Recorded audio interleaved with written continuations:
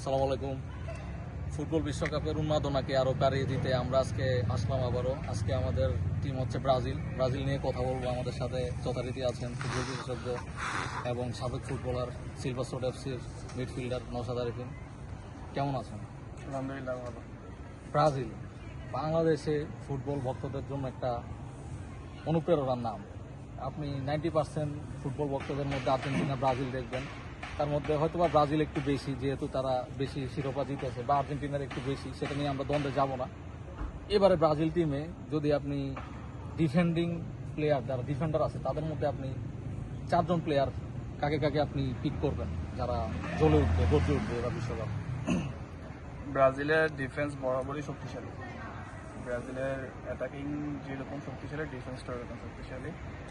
But এই world কাপের জন্য ব্রাজিলের ডিফেন্সটা আমার মনে হচ্ছে যে একটু উইক।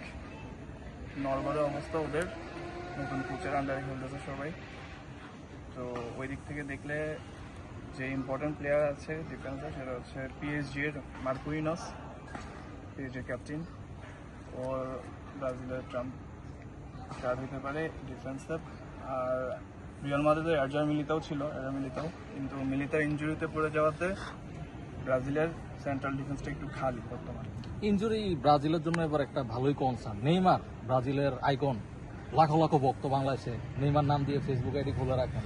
ওনার খেলার চান্স কতটুকু? নেইমার গত ওয়ার্ল্ড কাপের পর থেকে ব্রাজিল টিমে আর চান্স পায় নাই। ওই ইনজুরির সাথে বরাবরই আগেও ইনজুরির সাথে ও প্রচুর লড়াই করছে। যে ওয়ার্ল্ড কাপেও এখন পর্যন্ত সে যে চান্স পায়নি, আমার মনে হয় না নেইমার এই ওয়ার্ল্ড কাপের শর্ট লিস্টে থাকবে। ফরওয়ার্ডে কি ভিনিসিয়াস তাহলে তার স্থানটা পূরণ করবে, নাকি অন্য কোনো প্লেয়ারের দিকে আপনার নজর আছে? একটা সময় নেইমার ভিনিসিয়াসের পজিশনেই খেলতো, লেফট উইঙ্গে, কিন্তু বর্তমানে নেইমার মনে হয় না ওয়ার্ল্ড কাপে শর্ট লিস্টে থাকবে। তো ভিনিসিয়াস পুরো ব্রাজিল টিমের জন্যই হচ্ছে মেইন প্লেয়ার এই ওয়ার্ল্ড কাপের জন্য।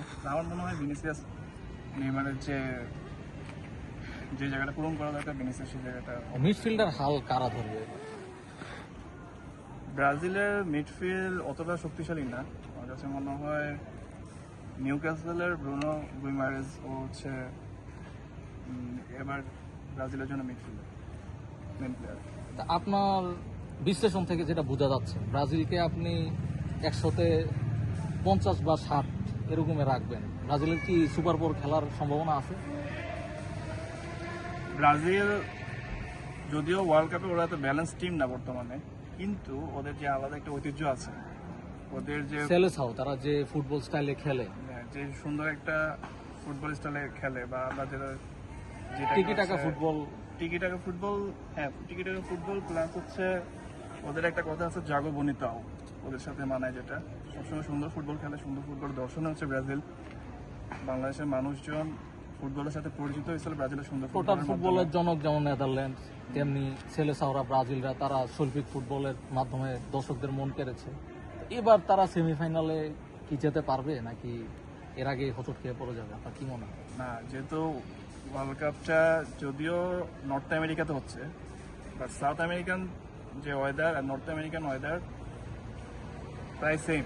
আমি সবসময় এই জিনিসটাই আমি আমার অ্যানালাইসিস থেকে বলতে পারি যে ওয়ার্ল্ড কাপ যে কন্টিনেন্টে হয়, ওই কন্টিনেন্টের একটা টিম থাকবেই। আর্জেন্টিনাকে যদি আমি টপ 4-এ ধরে রাখি, ব্রাজিলের ওই চান্সটা কম, বাট আমি আশা করব ব্রাজিল যাতে টপ 4-এ থাকে। সো